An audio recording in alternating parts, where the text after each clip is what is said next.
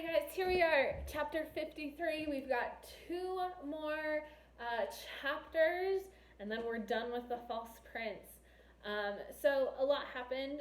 We just figured out that Jaren is in the throne room, so the regents are on their way to see him. So we're about to find out how Sage Jaren Sage deals with all of this. Alright, here we go. Chapter 53. I was in no hurry.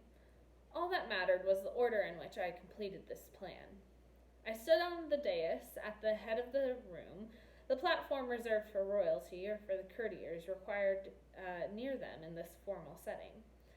Behind me were the thrones of the king, queen, and Darius. Jaren's throne was no longer here. I wondered how long I'd been gone before it was carried away. The room was filled with a few hundred people, none of whom I recognized, but they clearly recognized me. I had come through a door connecting directly from the private rooms of the royal family. There was no announcement of my arrival, but apparently it hadn't been necessary. Their wide eyes and total silence while staring at me confirmed that. I saw Kerwin come through the door of the throne room where he and the other regents had been meeting. Him, I recognized. He'd hardly changed over the past 4 years, still a powerful presence, and someone I'd always respected. From his expression, it was obvious he knew who I was, supposed to be, but he seemed to be fighting his own eyes. "Who are you?" Kerwin asked, cautious as always. The first order of business was to withdraw my sword, the real sword belonging to Prince Jaren. Before leaving the castle 4 years ago, I had hidden it beneath the loose floorboard in my old room, accessible only by crawling under the bed. My room had remained exactly as it was the night I left. My sword was still there as well, and other than a thin blanket of dust, it looked exactly as it had before. I balanced the sword horizontally on both hands and knelt before Kerwin as he approached me. "You know me, Lord Kerwin. I'm that boy who burned the throne room, the boy who challenged the king of Mendenwall to a duel. I'm the younger prince of Carthia. I am Jaren." A whisper passed through the room. Kerwin seemed unimpressed, but he was still listening. I stood, but pointed to a nick in the blade of the sword. "After I lost the duel to that king, I threw this sword in anger, and it hit a sharp corner of the castle wall. You later returned it to me privately, and said that if I don't respect my sword, no one will respect me. Then you apologized because you had also heard what the king said about my mother, but you hadn't dared to challenge him." Kerwin faltered a moment, then recovered. Someone could have overheard that. "Perhaps so, but it was I you spoke to that day." Without taking my eyes off of his, I reached into my pocket and pulled out a small golden rock. It was the last gift my father had ever given me, inside the satchel at the church. Since I stole it back from Connor, it had never been hidden especially well. Anyone who wished to venture high onto the ledges of Farthenwood would have found it. Later, I moved the rock to the bank of the stream on the outskirts of Connor's estate, where it hid in its careful place amongst 1,000 other ordinary rocks. "This is for you." I pressed the stone into Kerwin's hand. Kerwin turned it over in his hands, unimpressed. "Imitator's gold? It's worthless." "No, it's real gold. I am real, Lord Kerwin." Tears filled Kerwin's eyes. He pulled a creased and worn paper from his pocket and unfolded it. His hands shook increasingly as he read it. Then he turned to the audience and said, "This note was given to me by King Egbert about a month after Prince Jaren's ship was attacked 4 years ago. I was instructed to keep it with me at all times and to read it only if someone ever came forward claiming to be the prince. This is what it says." He read aloud. "Many may one day claim to be the lost Prince of Carthia. They will be well rehearsed, and some may even look the part. You will know Prince Jaren by one sign alone. He will give you the humblest of rocks and tell you it is gold." Kerwin folded the paper again and then said to the audience, "Lords and ladies of Carthia, I present to you the son of King Ecbert and Queen Erin. He is the lost royal of Carthia, who lives and stands before you. Hail, Prince Jarin!" Then he turned to me and fell to his knees. He took my hand in his and pressed the note into my palm, then kissed the back of my hand.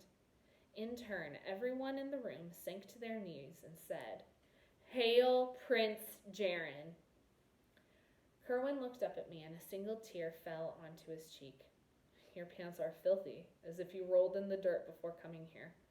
I would expect nothing less from the boy I remember." I smiled. "I've come home.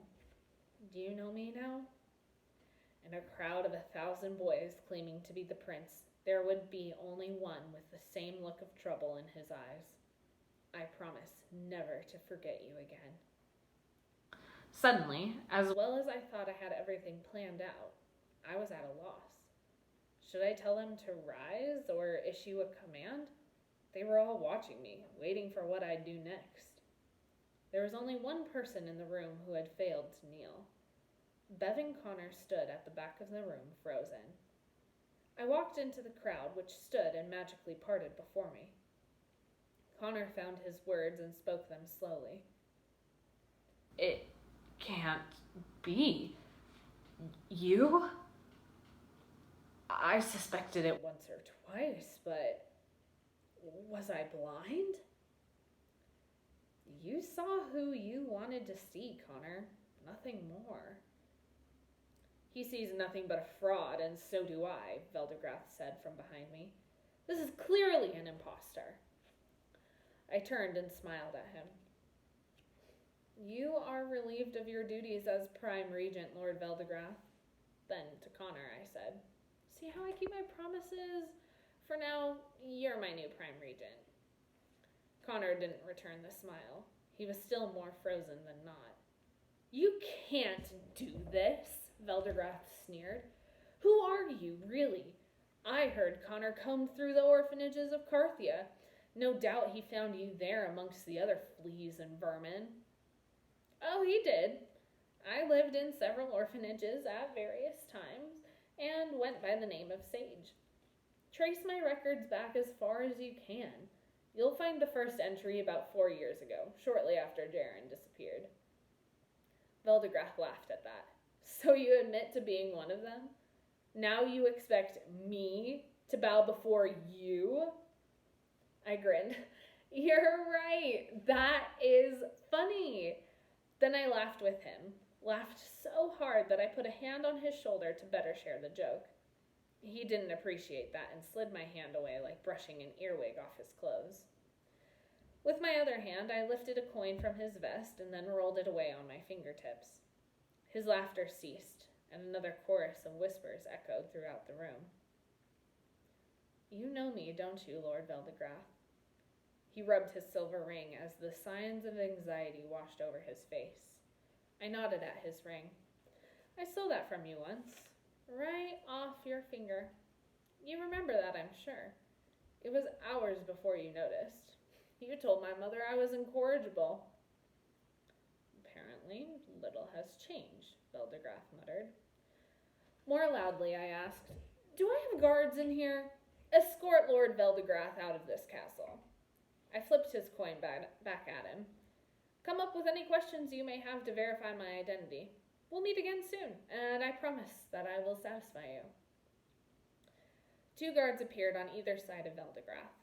One took his arm and began to pull him away, but he shrugged them off and said, "No, Your Highness, now that I see you up close, there will be no questions." Then, like a scolded dog, he walked out ahead of the guards. "I have questions," a voice said, again behind me. This voice I had also heard before. It was the one person I least wanted to see, though it was the most inevitable. The betrothed Princess Amarinda stood in the center of the aisle I had created by walking there. Her hair was much fancier than the last time we met, piled high on her head and full of curls and ribbon. She wore a square-necked, cream-colored dress, intricately patterned in gold tones and trimmed to match the ribbon in her hair. She would have already heard the bells tolling for the deaths of the royal family. I could only imagine the pain she must have endured this evening, wondering who had been chosen as the new ruler of Carthia and what he would do about her. No matter what her anticipations might have been for tonight, one thing was certain. She did not expect me. I walked over to her and gave a polite bow. Princess, it is good to see you again. The hard expression on her face made it clear that she did not feel the same way. Aware of the many eyes on us, I moved closer to her and whispered, "Can we talk?" Her tone was icy. Talk with whom? A brazen servant? A ragged orphan? Or a prince? With me. Here, in public? I hesitated, and she added, "We'll make a scene if we're only talking. Dance with me." I started to protest, but she was right. A dance might be the best shield for the conversation we had to have. So I nodded at the musicians in the corner to begin a song. With little attempt at concealing her disgust, she took my hand and moved with me to begin the steps. "The cut on your cheek is still there, though much improved from what it was before," she finally said. "It was never intended that you noticed me that night," I explained. "Then you should not have spoken to me the way that you did." "I sometimes lack the talent of knowing when to speak and when to keep quiet." "That's not true," she snapped. Then she took a deep breath and fell back into rhythm with the dance. "You had every opportunity to be honest with me about the one thing that mattered most. It was no lack of talent. You designed it that way." "I never lied to you that night. Not once. Even after I begged for it, you failed to tell me the truth. Only the devils know the difference between that and a lie.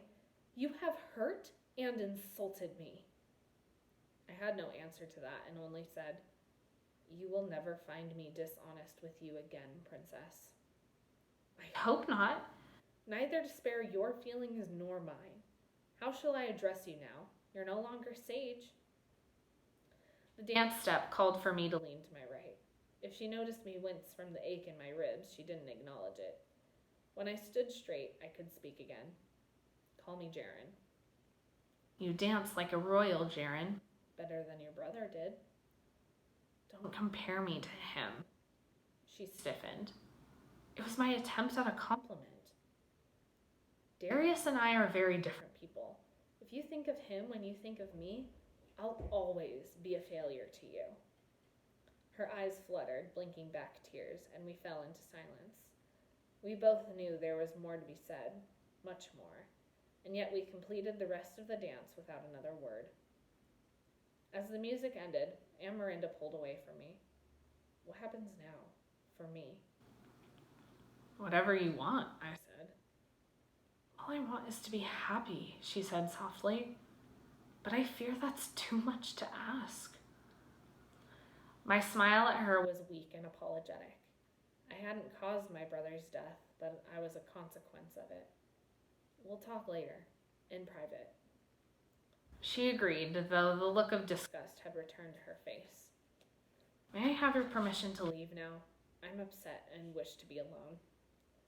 I nodded at her, and as Amarinda disappeared into the crowd, I was again alone in a sea of strangers. Still at the head of the room, Kerwin said, "Your Highness, there must be a ceremony to make your new title official. I regret that your old crown is long lost." "I have it!" Tobias pushed forward through the crowd, holding something wrapped in a kitchen towel in his arms. He was wet and smelled horrible. I wondered how he'd made it this far into the castle. He stopped when he saw me and bowed. "So you were the prince all along. Why couldn't I see it?" Then his face paled.